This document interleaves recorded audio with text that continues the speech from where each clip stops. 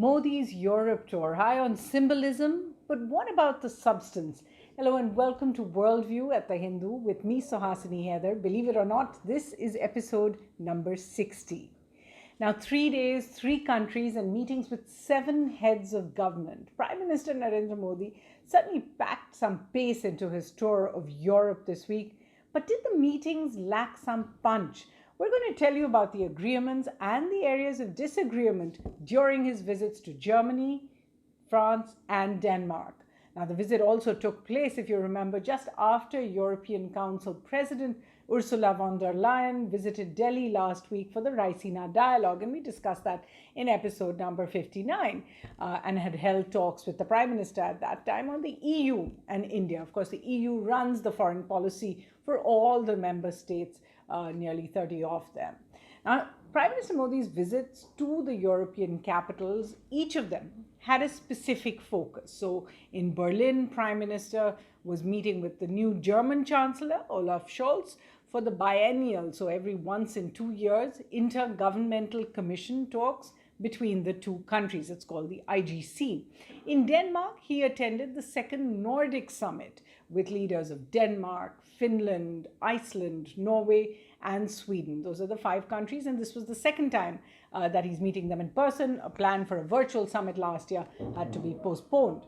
In France, then, he was meeting with the newly re-elected president, Emmanuel Macron, with the old bonhomie between the two leaders quite visible, as you could see from the hugs between them.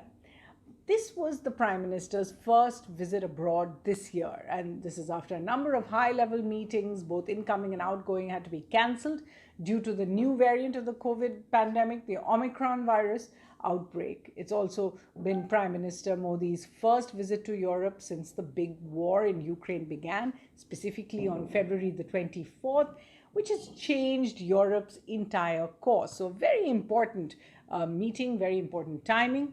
And I will come to the war in Ukraine shortly, but broadly, let's just take a look at the outcomes of all 3 visits. And they were seen in specific areas. So let's just go through those. The first was in green partnerships, climate change, countering climate change, pollution. This was a big part of Prime Minister Modi's visit to Europe.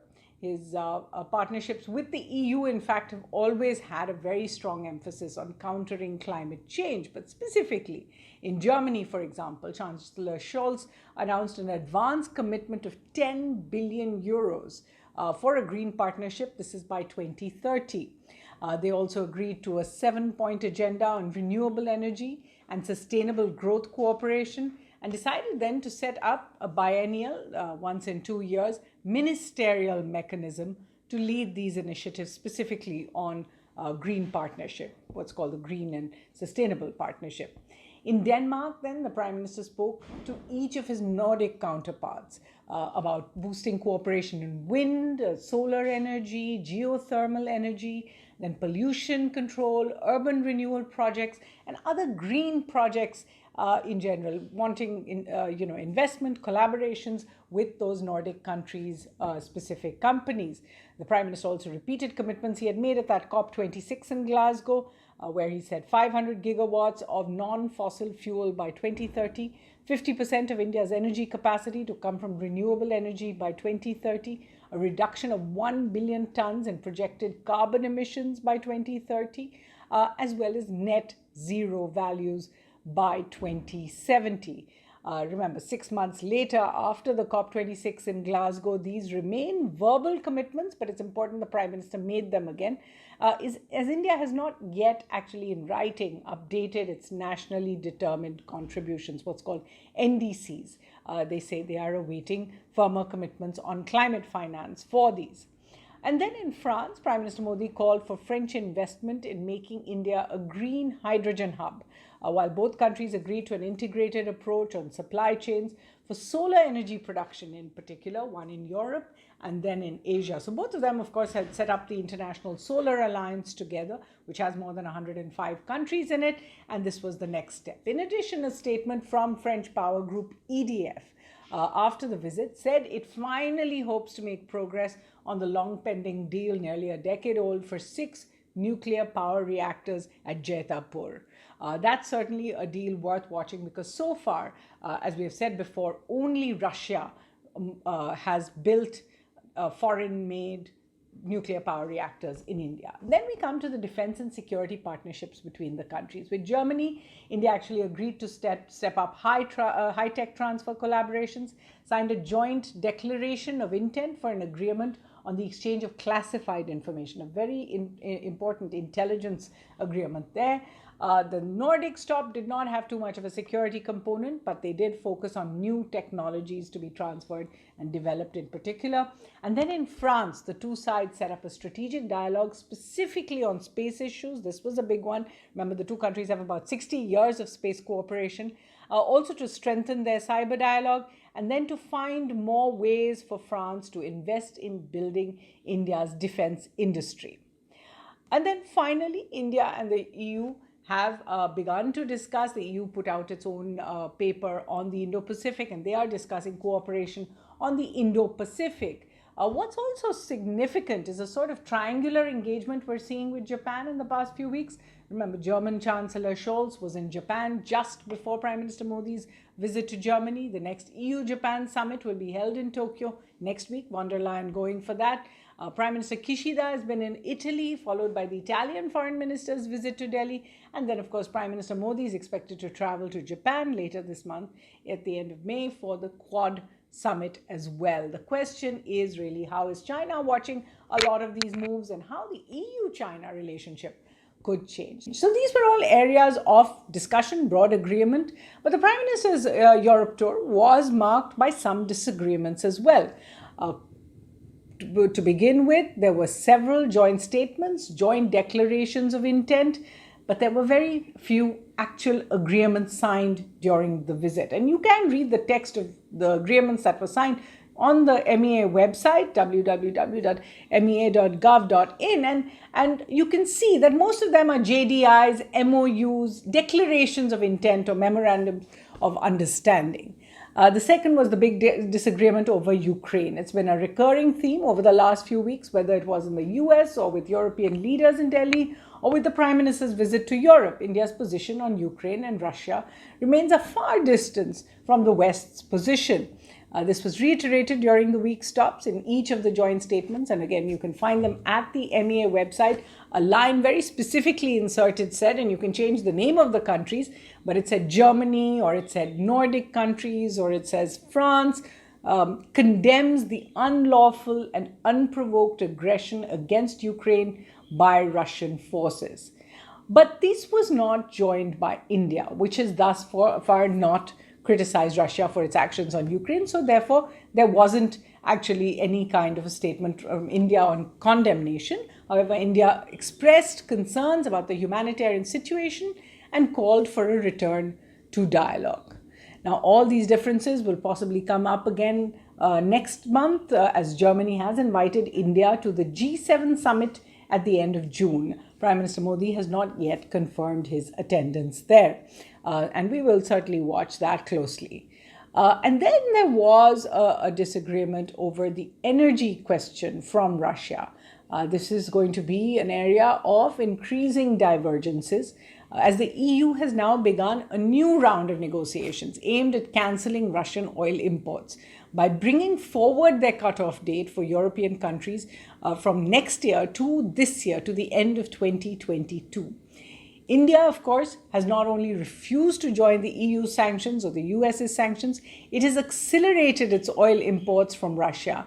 In fact, according to a Reuters report based on collating information from crude oil importers and traders, India has ordered at least 40 million barrels of Russian oil between February 24th and April 24th, meaning that India has taken in 2 months of the war in Ukraine more than double what it did in all of last year. Last year, it had taken about 16 million barrels. So that is a significant number. And then an area where we didn't see any forward movement, that is the India-European Union Free Trade Agreement, or what is more technically called the Bilateral Trade and Investment Agreement, the BTIA. When Prime Minister Modi had visited Berlin last for the Intergovernmental Commission for 5 years ago, he and then Chancellor Merkel had actually committed to restarting the talks between India and the European Union for that BTIA. Those talks had been suspended since 2013. Now, despite dozens of similar promises, the talks have yet to restart. As India has fast-tracked other FTAs, as we've discussed with UAE, Australia, UK and other countries, many had thought they would see some movement on the India-EU FTA as well during this visit. But apart from a stray mention, in fact, during the visit to Denmark, from Foreign Secretary, the new Foreign Secretary Vinay Quatra, the talks between trade negotiators have not got much fillip during the visit. The EU is, of course, India's third largest trading partner after China and the US, nearly 70 billion euros in trade between them.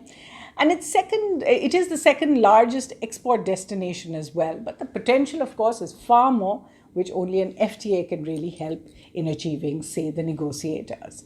And then there were the real differences over human rights and press freedoms in India. Now, like the US meetings last month with Mr. Blinken and Mr. Austin, European countries, which conduct their foreign policy through the EU, have also expressed concerns about human rights violations allegations in India, also on a decline in press freedom. The difference is that the EU made its statements before the Prime Minister's visit.